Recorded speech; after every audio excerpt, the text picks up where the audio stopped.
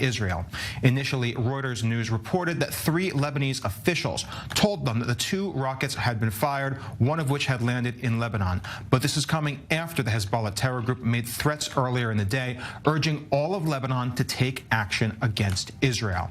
For more on this, we are joined by our defense correspondent, Jonathan Regev, who's currently at the Prime Minister's office. Jonathan, what do we know so far? Well, this is basically the sequence of events started roughly 2 hours ago with a report of an explosion very close to the Israel-Lebanon border, not clear on which side of the border. Only later on did the army confirm that some kind of a rocket was fired from Lebanon and landed just within Israeli territory. Shortly after that report, there were reports of some 15 artillery shots, artillery cannons fired towards Lebanon from Israel, sort of a response to what was fired from Lebanon. Then just minutes ago, another report of an explosion inside Israeli territory, possibly another mortar shell, maybe more than one, launched from Lebanon. These are the facts that we know so far. Of course, a very concerning development. These things, you never know how they will develop. I can tell you this, Ariel. It was about a few weeks ago. I attended a lecture by IDF Chief of Staff, Herzi Halevi, who said that Hezbollah is now in a place where they are constantly trying to challenge the IDF, but challenge it in a way that will not drag the area into a full-on war. We're seeing this all the time. A few months ago, the terrorists which crossed from Lebanon and planted an explosive device at the Megiddo Junction, some 50 miles away from the border. More recently, those tents that were built on the other side, on the Lebanese side of the border fence, but still in Israeli territory. Those 2 tents with Hezbollah personnel within Israeli territory. Now we're seeing these rockets fired, none of them heading towards populated areas, but still sending a message that Hezbollah is constantly trying to challenge Israel. So, Jonathan, what then is the trigger point for the IDF? If they're going to engage in these provocations, Hezbollah, what does the IDF do? When do they say enough is enough? Well, here we saw an example. There was a rocket fired into Israel, not causing any damage, not causing casualty, not triggering alarms. It was clearly sent to a place where it will not create any major damage, but this is the place where Israel says this is not something we can tolerate anymore. We have to retaliate. Again, a retaliation not meant to drag the area into a full-on war, not targeting installations or compounds or anything, targeting open areas, but making sure that any fire towards Israel is there's at least some kind of response with fire from Israel towards Lebanon. Thank you very much, Jonathan, and we're going to come back to you as more information comes in and you can fill us in on the latest of what's happened. Until then, though, we are going to return to our studio. We have a security panel forming here with our senior diplomatic correspondent, Owen Alterman, as well as our correspondent, Pia Steckelbach. Let's jump directly into this with you first. Pia, this has against the backdrop of a great deal of Hezbollah, let's say, provocations as well as threats over the past months. Give us the background. Right, Ariel, there have been serious tensions between Israel and Hezbollah in recent weeks. This is mainly focusing on 2 tents that have been set up by Hezbollah in recent weeks on the demarcation line, on the blue line that functions as a sort of border between Israel and Lebanon. Now, the area we are talking about, the area that is called Har Dov by Israel and the Shaba farms by Lebanon and Syria. This is an area that is claimed by 3 of those countries. But in fact, these 2 tents operated by Hezbollah are placed south of the blue line, basically positioning them in Israel. And these 2 tents, of course, Israel has demanded for these tents to be removed by Hezbollah. There have been negotiations through third parties such as the United States and France to come to a diplomatic agreement, if you will, between Israel and Hezbollah, because this has been also the topic of serious threats coming from Hezbollah that Israel was to remove these tents by force. This would lead to war. This would lead to a serious escalation. But now, in recent days, during the last week, we have heard that Hezbollah agreed to removing at least one of those tents. The UN peacekeeping unit forces are right now investigating whether that is indeed the case. But this morning, we've heard renewed threats from Hezbollah, focusing also on the border fence that Israel has been working on renewing for the past couple of weeks. That has also triggered serious clashes also between residents and the Israeli army. Thank you, Pia. We're going to move to you as well, Owen. We're hearing that this is most likely from a Hezbollah position. It's not exactly confirmed that it's Hezbollah yet, but it is very much signs pointing to that. What are the ramifications of this? Well, listen, in a wider frame, Ariel, this is a border that's always been tense, famously so. But after the 2006 war, for a number of years, for many years, it was a border that was very tense, but also quiet. Right? There wasn't activity on it. There weren't clashes across it. But that's changed in recent years, and we've seen a kind of medium-term trend of the situation gradually, and I think the emphasis is on that word, gradually, deteriorating until you get an event like this today, which, given that context, doesn't seem all that shocking or surprising. You're right. If it were indeed firing by Hezbollah of rockets, that would in a sense be something new, right? Because rocket fire we've seen in the past has been reportedly done by Palestinian factions on the Lebanese side. So that would be something new, but it would be of a piece of this entire trend. And the question for Israel, and you got into it with Jonathan Regev, how much is Israel willing to tolerate? And that's actually a very good jumping off point, because that is the question that we're going to be asking as well. Lieutenant Colonel Sarit Zahavi, who is joining us as well right now. Let's jump directly into it. One, how much can Israel tolerate, and what should Israel's response be? Well, it's a good question how much Israel can tolerate. I think the main goal of Israel is to prevent war. But of course, the message should be sent that the situation of making the northern border of Israel the same as the southern border of Israel is unbearable, and this is something that Israel will not be able to tolerate.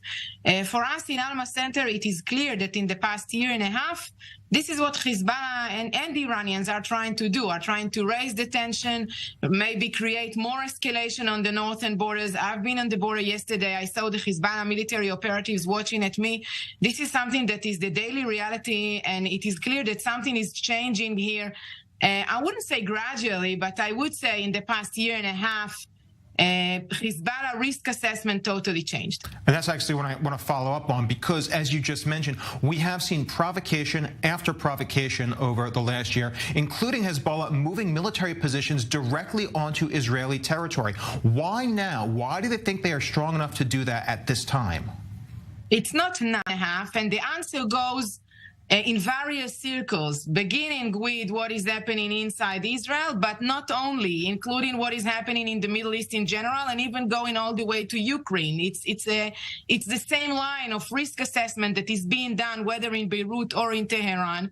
And due to this risk assessment, and probably misleading and unrightfully assessment on Hezbollah's side, that maybe now it's a better timing. Iran is gaining more and more achievements in the Middle East. United States is not doing anything about the nuclear program of Iran. Hezbollah feels that it has less to lose inside Lebanon because the situation is that bad. Israel is experiencing an internal crisis. And all of that together gives them the impression that maybe if they will raise the tension on the northern border, they will get some advantages from their own side. Again, I think they are wrong, but this is the assessment on the other side.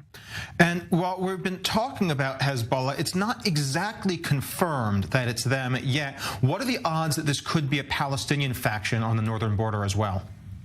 It could be a Palestinian faction.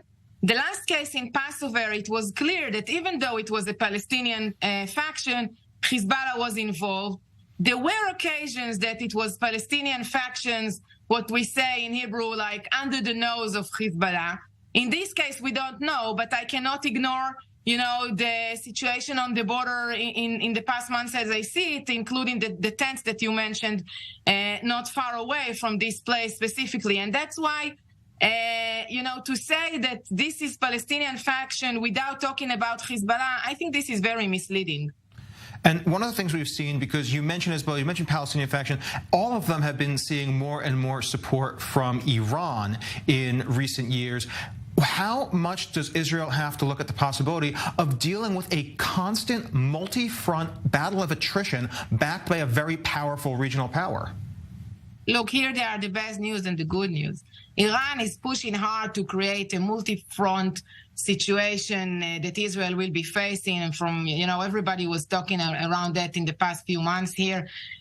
But we have seen in the past at least 2 escalations in Gaza and in Jenin that all the other players are not rushing to join the party full scale to attack Israel from all fronts. I think that the Iranians still have a long way to go. But on the other hand, I believe that if there will be a northern front that will be open, again, around the interests of Hezbollah itself, there is a stronger possibility that Hamas and the PIJ will join in. What would be the trigger point from Iran's perspective to effectively launch this multi-front operation? Well, many things. First, again, assessment that Israel is weak enough to actually gain achievement, or assessment that the strategic situation in the region bringing Israel to a situation that it's weak enough, considering also other players like United States and Russia. That's one thing. Another thing can be the nuclear issue. If they are getting to a situation that they actually getting progress in the nuclear issue and they want to draw the Israeli attention elsewhere, Lebanon could be a very effective sacrifice for them. Thank you very much, Sarit, for explaining just what's going on, or at least a little look behind the scene, so we can speculate, at least for now. Thank you very much. We're going to return now to our panel in studio. I want to start with you, Owen, again, because we had discussed, well, what if it's Hezbollah? What if it's a Palestinian faction? Well, what are the ramifications of it being a Palestinian faction? Right. Well, first of all, just a quick update, Ariel. We're getting reports that it was not, in fact, a rocket or a set of rockets that was fired across the line, but in fact, shells. And again, we saw the Israeli military answer with shelling. But obviously, look, we have to take very seriously what Sarit Zahavi just said, that again, no one acts in South Lebanon without Hezbollah's at least dissent. That's been the prevailing wisdom. I want to interrupt because we're just seeing a report right now that an IDF official has claimed that there is an assessment that it was a Palestinian terror group in Lebanon carrying out retaliation for Jenin. Not a confirmation, but it is an insider saying that this is a intelligence speculation. Right, and important information if it's true. I mean, obviously, again, as I was saying, we have to take very seriously what Sarit Zahavi just said, right? That this is being done at least with Hezbollah's assent. And that is a change of policy and a change of direction for what we've seen in the years following the Second Lebanon War. And it is, I think, fair to argue that it shows a kind of loss of Israeli deterrence. That said, if it were in fact, again, as you just reported, Ariel, a Palestinian faction on Hezbollah, it at least is not an escalation in that sense. And Hezbollah at least wants to keep its distance and is sending a signal that it doesn't want to get directly involved. Of course, from Israel's perspective, the next question is, what happens to these Palestinian groups? Does Hezbollah or other actors in Lebanon, do they take action against them to try to restrain them? And again, it doesn't change the wider trend which we've been talking about, that this border that was always tense but still always quiet is not tense anymore and leads to the kind of scenario that Sarit Zahavi was describing, where the northern border gradually, without any of us really paying too much attention, starts to look more like the southern border and starts to lead to the sense of instability and a kind of erosion, and maybe a gradual one and maybe not a dramatic one, but still a kind of erosion in Israel's security, Israel's position. And again, to your persistent but correctly persistent questions, where is that red line? Is this a kind of new normal that the Israeli public is going to be willing to tolerate or not? And I think it's not an easy question. And that does require a follow-up of sorts, but this one with you, Pia. We have seen Hezbollah becoming more and more confident in their position and their ability to do so. Where are the limits for them? How far do they think they can go without provoking a response from Israel? Well, they're definitely trying out now to see how far they can go without a significant response from Israel. We have seen that also with these 2 tents where reportedly they will withdraw one of them. We've seen increased presence of Hezbollah operatives also operating along that border. We've seen clashes during the renewal of the Israeli border fence there. So this has not been a quiet border again in recent weeks and months. So we have seen also Hezbollah testing the waters, especially with these 2 tents. Then as Jonathan Regev mentioned, that Hezbollah affiliate that came into Israel to place a bomb in an attempted attack that did not succeed. So we saw that Hezbollah has been more and more active on the Israeli border or also within Israel. But if this indeed turns out to be a Palestinian faction, that would also not be surprising at all. The Palestinian factions have been trying to tie together the fronts, whether it be Gaza, the West Bank, East Jerusalem, or also Palestinian factions in Lebanon and in Syria. Just in fact, only in May, Hamas leaders met with the Iranian president in Syria to really speak about a united response to Israel and to things that are going on against the Palestinians. Also, especially now after that major operation in Jenin, the Palestinian factions have, of course, announced retaliation, and we've also just heard Nasrallah only a couple of weeks ago also in a major speech talking about the fact that Hezbollah is, of course, standing on the side of the Palestinians and that there would be the possibility of also a major united response. So if it would be a Palestinian faction, that would not be disconnected from Hezbollah, because as we already spoke about, Hezbollah is involved in everything that is going on, especially in southern Lebanon, but it would not be at all surprising if we will see now an even more tightening of the fronts together also between Hezbollah and the Palestinians, Ariel. This actually does bring us on to the question of deterrence itself. We've been talking about Israel is losing its deterrence effect on Hezbollah and on some of these Palestinian factions in the north. The question is, if Hezbollah isn't actively joining them yet, they're at least providing a shield. They're allowing them to do so, but the existence of Hezbollah, is that acting as a deterrence on Israel's ability to stop these Palestinian factions? You know what? You're going exactly where I wanted to go. We said before that this question of whether the Israeli public will tolerate a kind of scenario along the northern border, which looks a little bit more similar to the scenario in the Gaza Strip, that it's a tough question. And it may sound strange. Why would the public be willing to tolerate something like that? And the answer is because of the alternative. I mean, if the alternative is an all-out war with an organization like Hezbollah, given the firepower that Hezbollah has, something that could potentially be a multiple in terms of its scale and its scope of what we saw in 2006, that's a very, very heavy price. And I'm not saying the public wouldn't ultimately get there and that the political and security establishment wouldn't ultimately get there, maybe even get there sooner rather than later. It obviously depends on how things develop. But I think it's not automatic, and I think it's not an easy call to make. And in that sense, you're right, Ariel. The prominence of Hezbollah in Lebanon, the development of its arsenal, and I think we have to say in the background, the development of the Iranian nuclear program, in this sense, do act as a kind of deterrent for Israel. But I think it's important to note that the opposite is also true, right? Nasrallah famously said after the 2006 war, if he had known beforehand what he knew afterwards, he might not have embarked on that kind of war. We know Lebanon has the third worst economic crash since the mid-19th century, and that's not just me sitting here in a studio at the Jaffa Port saying that. That's the World Bank saying that, right? And the position of the country is so dire, and Hezbollah has been attacked from within Lebanon. Of course, has always been attacked from within Lebanon, but given the political situation, economic situation, even more so. So it's not an easy decision for them to try to push this too far. So again, I think there are restraints on both sides, but certainly Hezbollah, as Pia was saying, as our other guests have been saying, as we've all been saying, has been testing those restraints and has been willing to take on some risks that may over the long term not prove to have been a wise set of risks for them to take on. But again, it has to be said, up until this point, they've been able, to put it bluntly, to get away with it. And I'll briefly follow up with that as well, because you mentioned the economic and social situation in Lebanon right now.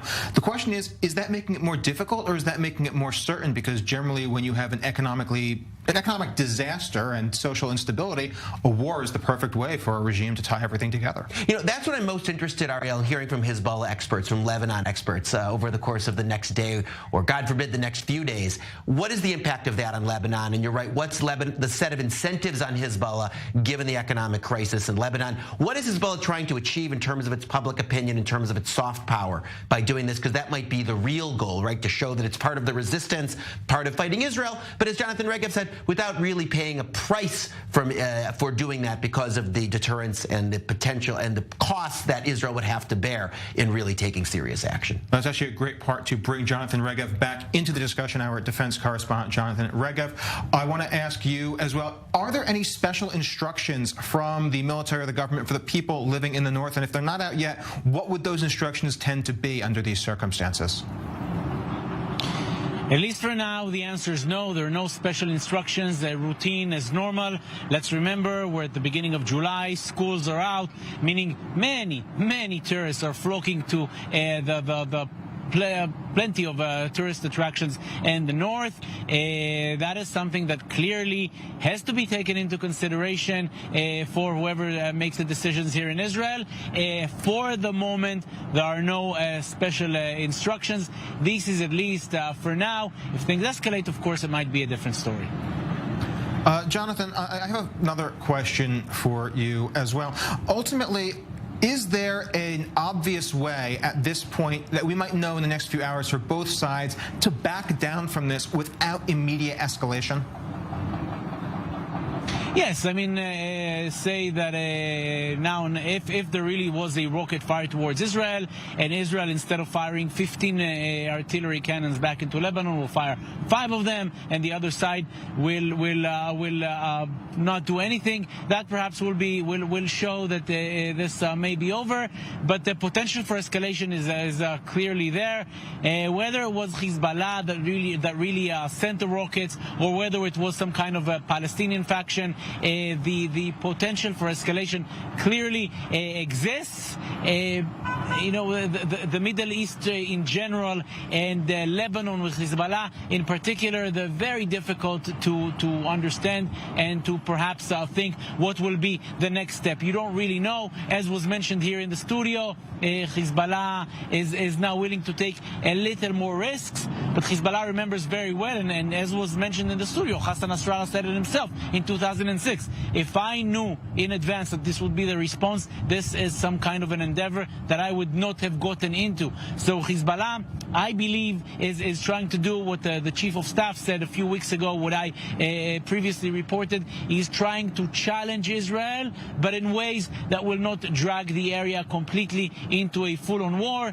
I think Hassan Nasrallah knows very well that if a mortar or even 3 mortars are fired towards the border area, this is something that will require Israel to some kind of a response, but a low response, a soft response, clearly not something very big. I think that Israel also knows that firing 15 artillery cannons into an open area in southern Lebanon, that perhaps will bring some kind of a response from the other side, but not a full-on war. Everything I said here makes sense, and it's rational. Can we really rely on rationale when we're speaking of the Middle East, when we're speaking of Hezbollah? I'm not so sure.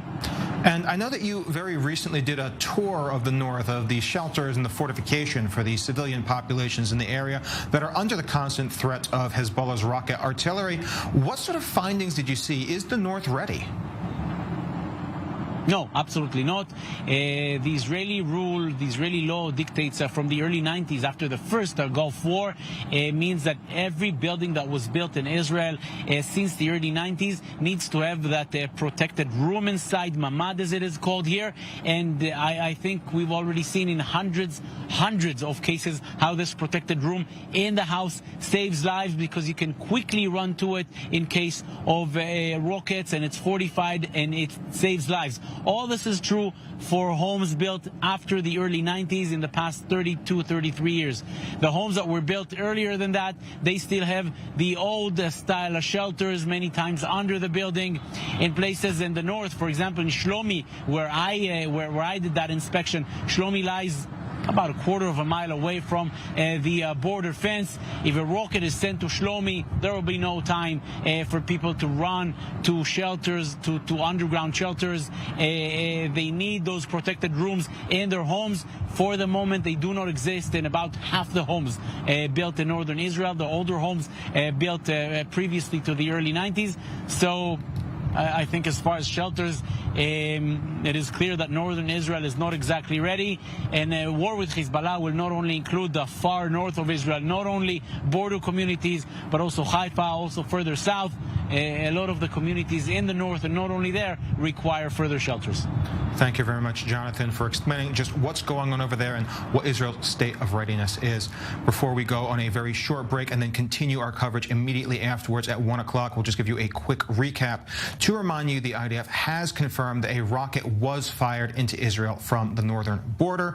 It is unknown right now whether or not it was from Hezbollah or from one of the various Palestinian factions in the north. There are some sources saying that it is very likely to have been a Palestinian faction in response to the raid that just happened in Jenin. But again, the situation is still very delicate and is part of a destabilizing situation along Israel's northern border and constant provocations that have been attributed to the Hezbollah terror organization as well. We're going on break now as we are just about out of time, but when we get back at 1 o'clock, updates on this story and the security situation